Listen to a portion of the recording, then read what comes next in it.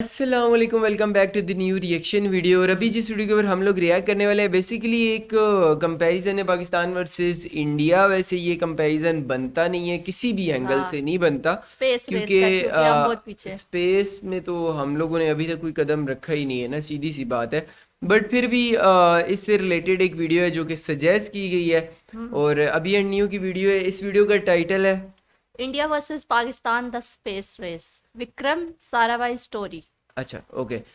इस reel video का link आप लोगों को डिस्क्रिप्शन में मिल जाएगा। नूर के चैनल का भी हाँ लिंक जी। आप लोगों को डिस्क्रिप्शन में मिल जाएगा। आप लोगों ने लाजिम जाकर सब्सक्राइब करना है। तो लेट्स गो चेकआउट करते हैं वीडियो में क्या है। पाकिस्तान भारत से ज्यादा फास्ट ग्रो हो रहा है। पाकिस्तान साइंस में भारत से 2 कदम आगे है। इनफैक्ट पाकिस्तान भारत को स्पेस सेक्टर में पछाड़ रहा है। अगर मैं ये सारी बातें कहूँ तो आप मुझ पर हंसेंगे, लेकिन एक जमाना था जब ये तीनों स्टेटमेंट्स सच थे। सच थे। पाकिस्तान भारत से पहले स्पेस में पहुंचा था। तो आज भारत पाकिस्तान से आगे कैसे निकला?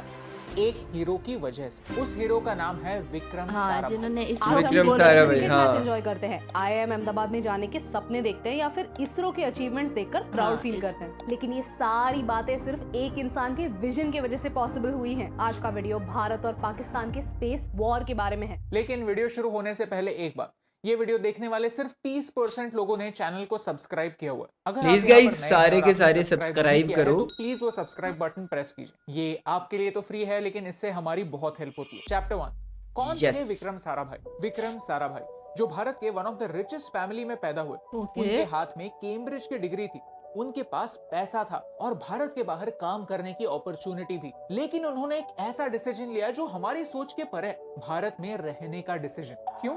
क्योंकि उनका एक सपना था, भारत को स्पेस तक पहुंचाने का सपना। जब भी वो ये बात दूसरों को कहते तो लोग उन पर हंसते।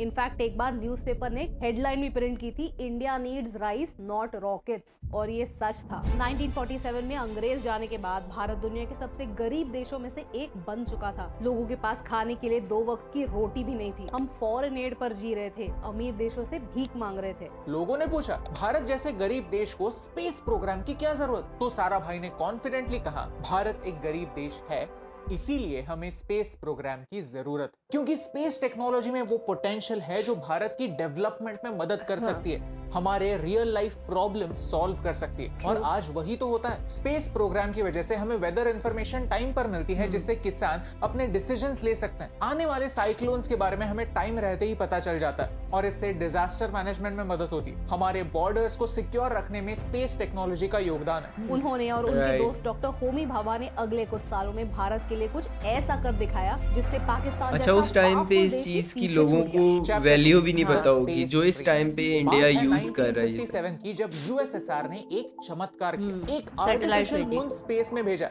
जिसका नाम था स्पुतनिक। ये आर्टिफिशियल सैटेलाइट था तो बस एक फुटबॉल के साइज का, लेकिन जब ये स्पेस में पहुंचा तो इसने 2 मैसेजेस पूरी दुनिया तक पहुंचाए। एक कि अमेरिका से पहले यूएसएसआर स्पेस में पहुंच गया, और दूसरा, स्पेस में पहुंचना हर देश के लिए पॉसिबल है। कुछ ही महीनों बाद उन्होंने लाइका नाम के एक डॉग को भी स्पेस में भेजा। अमेरिका डर गई। नासा स्पेस रेस में पीछे छूट रहा था। यूएसएसआर की तरक्की अमेरिका के लिए बैड न्यूज थी, लेकिन दूसरे देशों के लिए एक रे ऑफ होप। अमेरिका और यूएसएसआर के स्पेस रेस के बारे में हम सब जानते हैं, लेकिन भारत और पाकिस्तान के बीच भी एक स्पेस रेस चल रही थी। अच्छा। ये है डॉक्टर अब्दुल सलाम, जो पाकिस्तान के सबसे Nobel smart prize minds winner. में से एक थे। उन्हीं के जीनियस की वजह से पाकिस्तान ने ईयर 1961 में अपना स्पेस प्रोग्राम लॉन्च किया और अगले ही साल एक साउंडिंग रॉकेट भी। भारत के स्पेस प्रोग्राम के 8 साल पहले यूएसएसआर, जापान, इसराइल के बाद पाकिस्तान स्पेस में जाने वाला एशिया का चौथा देश बन गया। वाओ। लेकिन उन्होंने ये किया कैसे?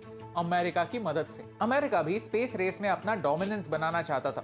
अमेरिकन प्रेसिडेंट ने अनाउंस कर दिया था कि वो 70 से पहले चांद तक पहुंच जाएंगे। ये बहुत बड़ी कमिटमेंट थी और ये पूरी करने के लिए उन्हें जितने ज्यादा एलाइज, जितने ज्यादा साइंटिस्ट मिले, उतना बेहतर। उन्हें इंडियन ओशन के नजदीकी एक पार्टनर की जरूरत थी और पाकिस्तान ने इस अपॉर्चुनिटी का फायदा उठाया। 1961 में उन्होंने सुपर को एस्टैब्लिश किया और अगले ही साल नासा की हेल्प से पहला रॉकेट लॉन्च भी किया। अब तक भारत का स्पेस प्रोग्राम स्टार्ट भी नहीं हुआ था। अब पाकिस्तान तरक्की कर रहा है, अच्छी बात है। इससे भारत को क्या फर्क पड़ता है? फर्क इसलिए पड़ता है क्योंकि स्पेस और मिलिट्री टेक्नोलॉजी दोनों hand in Hand to hand hand. Develop Hand होते to हैं। hand. जो टेक्नोलॉजी स्पेस में Hand in जाने hand. वाले रॉकेट्स के लिए यूज हो सकती है, वो भारत पर अटैक करने वाले मिसाइल्स के लिए भी यूज हो सकती है। ये बात विक्रम साराभाई को पता थी। Chapter 3, India fights back. Vikram Sarabhai ने सिचुएशन को समझा।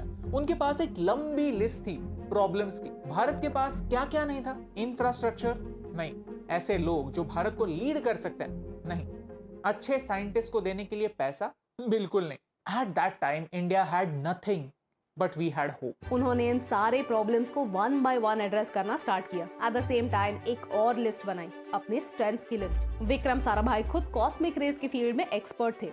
उन्हें खुद नोबेल प्राइज विजेता सीवी रमन ने ट्रेन किया था और उनके फ्रांस और अमेरिका में बहुत अच्छे कॉन्टैक्ट्स थे। उनके हाथ एक उस बंदे को इम्पॉसिबल भी टास्क नोबेल था। प्राइज मिला बिना हुआ है ना? किसी स्पेस प्रोग्राम जो के, बिना जिस- इक्विपमेंट के, से बिना उन्होंने पैसे के सीखा। दुनिया को कन्विंस करो कि भारत के स्पेस सेक्टर में इन्वेस्ट करें। हम में दम है और इससे पूरी दुनिया का फायदा हो सकता है। और उन्होंने ये करके दिखाया। अमेरिका ने अपने अपाचे रॉकेट्स प्रोवाइड किए, फ्रांस ने फ्री में पेलोड प्रोवाइड किया। ये माल एक बैलगाड़ी से तुम्बा लॉन्चिंग स्टेशन ये पहुंचा बहुत और फेमस 22 नवंबर हाँ, इनकी बैलगाड़ी पे फोटो। लाया गया। भारत की धरती से पहला साउंडिंग रॉकेट लॉन्च हुआ। साराभाई ने इम्पॉसिबल को पॉसिबल करके दिखाया। चैप्टर 4, इसरो और उसके अचीवमेंट्स। पहला रॉकेट लॉन्च होने के बाद भी इसरो को एज एन ऑर्गेनाइजेशन फॉर्म होने के लिए 6 साल लगे। उसके बाद इसरो ग्रो कैसे हुआ? उन्होंने ग्रोथ के लिए लीप फ्रॉगिंग अप्रोच अपनाया। लीप फ्रॉगिंग का मतलब है जो टेक्नोलॉजी दूसरे देशों ने डेवलप की है उनकी मदद लो। सेम डेवलपमेंट करने में टाइम वेस्ट मत करो, उससे आगे बढ़ो। इस अप्रोच की वजह से कई सारे अपॉर्चुनिटीज भारत के लिए खुल गए। इसरो ने साइट यानी satellite instructional television experiment conduct किया। इसके थ्रू 2400 गाँव में हजारों लोगों को सैटेलाइट के थ्रू एजुकेशन देना स्टार्ट Oh, किया। 1983 में इसरो ने इनसैट यानी हमारा पहला सैटेलाइट कम्युनिकेशन सिस्टम लॉन्च किया। हम चांद और मंगल पर ऑलरेडी पहुंच चुके हैं और अब वीनस पर जाने की तैयारी हो रही है। Whereas पाकिस्तान इसी स्पेस रेस में पीछे छूट गया। इतना कि उनके पास आज भी अपनी इंडिजिनस सैटेलाइट लॉन्चिंग सिस्टम नहीं है। उनका हमारे पास नहीं टारगेट है। है कि वो 2040 तक खुद के सैटेलाइट्स खुद लॉन्च कर पाए और भारत दूसरे देशों के लिए सैटेलाइट्स हाँ, लॉन्च अभी कर रहा है। जैसे अभी भी records 36 बना रहा है, profit कमा रहा है। लॉन्च Chapter किए। 5, so what went wrong with Pakistan? Point पर आता है। इस पूरी कहानी में सुपारको यानी पाकिस्तानी स्पेस प्रोग्राम पीछे क्यों छूटा? पाकिस्तान भारत से स्पेस रेस में क्यों हार गया? क्योंकि भारत ने साराभाई के विजन पर फोकस किया, एडवांस टेक्नोलॉजी के एप्लीकेशन से रियल लाइफ प्रॉब्लम सॉल्व करने पर फोकस किया, और पाकिस्तान ने वेपन्स डेवलप करने पर फोकस किया, भारत को डिस्ट्रॉय करने पर फोकस किया। पाकिस्तान के पीएम ने खुद कहा था, the people of Pakistan will go hungry, we will eat grass but we will get our bomb. Pakistan और भारत की कहानी किसी डॉक्टर और विक्रम context साराभाई और में, डॉक्टर अब्दुल हाँ, सलाम की कहानी ये समझने पर अलग clear हो बात। जाती है। हाँ, डॉक्टर अब्दुल सलाम एक महान साइंटिस्ट थे। उन्हें आगे जाकर एक नोबेल प्राइज भी मिला। लेकिन 1974 में प्राइम मिनिस्टर जुल्फिकार अली भुट्टो ने एक बिल पास किया जिससे अहमदी लोगों को हाँ, नॉन Second मुस्लिम Amendment डिक्लेयर कर दिया गया। Constitution इस में हुई नए थी। लॉ की वजह से डॉक्टर अब्दुल सलाम जैसे ग्रेट इंसान को सुपारको की हेड पोजीशन से निकाल दिया गया। डॉक्टर सलाम ये loved his कदियानी country. था। Vikram MD था। Sarabhai loved his country, but only one country वही ना, loved their कादियानी होते हैं। scientist back, and that's the difference. ये स्टोरी पाकिस्तान को कमजोर या फिर नीचा दिखाने के लिए नहीं है, उनकी पॉलिटिकल गलतियों से सीखने के लिए है। खुद से सवाल पूछने के लिए है कि क्या हम आज भी अपने साइंटिस्ट की उतनी ही इज्जत करते हैं जितनी पहले किया करते थे। The truth is I don't know. When we had nothing we had hope and we still manage to do so much. लेकिन आज तो हमारे पास सब कुछ है, तो फिर क्यों हम रिसर्च और डेवलपमेंट पर और खर्चा नहीं कर सकते? R&D। क्यों हम हमारे साइंटिस्ट को अच्छी सैलरी नहीं दे सकते? ये सवाल हमें एज अ कंट्री पूछने की जरूरत है। I was spotted by Professor Vikram Sarabhai because I was not highly qualified, but I was working hard. Then he gave the full responsibility बता? to ये grow. वो है ना, इसरो, IIM अब्दुल अहमदाबाद, कलाम। फिजिकल अब्दुल रिसर्च कलाम laboratory, इन्हें हम मॉडर्न भारत के मंदिर मानते हैं। और इन मंदिरों को बनाने के लिए विक्रम साराभाई ने अपनी पूरी लाइफ इन्वेस्ट कर। कैम्ब्रिज से डिग्री होने के बावजूद, भारत के बाहर अपॉर्चुनिटीज होने के बावजूद उन्होंने यहाँ पर रहकर भारत के लिए कुछ करने का ये सोचा। बहुत बड़ी आराम की चीज होती जिंदगी है। को टाटा बाय बाय कहकर स्ट्रेस भरी लाइफ को अपनाया। शायद इसी स्ट्रेस ने एक रात विक्रम साराभाई की जान ले ली। वही He हुआ था was जैसे अब्दुल आज है कबीर आया था 30 और उसने दिसंबर। पाकिस्तान वही के लिए दिन जिस दिन बाइस विक्रम साराभाई इस छोड़ के- दुनिया को बाहर छोड़ की कर सारी चले। जिंदगी लेकिन छोड़ के उनका यहाँ पे। और कंट्रीब्यूशन हमने आज भी उसको जिंदा है। नजरबंद कर aspect of space research which I would like to stress most is in relation to the national capability, the self-confidence that this will generate. एक इंसान एक बार नहीं 2 बार मरता है। एक बार तब जब वो खुद मरता है और दूसरी बार तब जब वो हमारी मेमोरी से भी मर जाए। तो मेरा एक यादों सवाल से आपसे, खत्म हो जाए। क्या हम भी वही गलतियां करेंगे जो पाकिस्तान ने डॉक्टर अब्दुल सलाम के साथ की? चलिए आज के दिन विक्रम साराभाई को मरने नहीं देते, उनकी वैल्यूज को जिंदा रखते हैं, उनकी स्टोरी शेयर करते हैं। आज का भारत अच्छा, वीडियो कंपैरिजन था मतलब, लेकिन एक कंपैरिजन kind of में story स्टोरी थी। और ये बात बिल्कुल ठीक कही है कि हमारे पास एक बहुत ही अच्छा साइंटिस्ट मौजूद था अब्दुल सलाम, लेकिन उसको रिलीजन की बेसिस पे नहीं हटाना चाहिए था उस वक्त। ठीक है, अगर वो डिक्लेयर कर भी दिया गया अहमदीज को नॉन मुस्लिम, बट स्टिल, क्योंकि एक आप गवर्नमेंट में आप ये चीज़ें तो नहीं रख सकते। अगर आपका मुल्क तरक्की कर रहा है किसी एक इंसान की वजह से, तो डजेंट मैटर वो मुस्लिम है, हिंदू है या हाँ, और कोई है। भी है।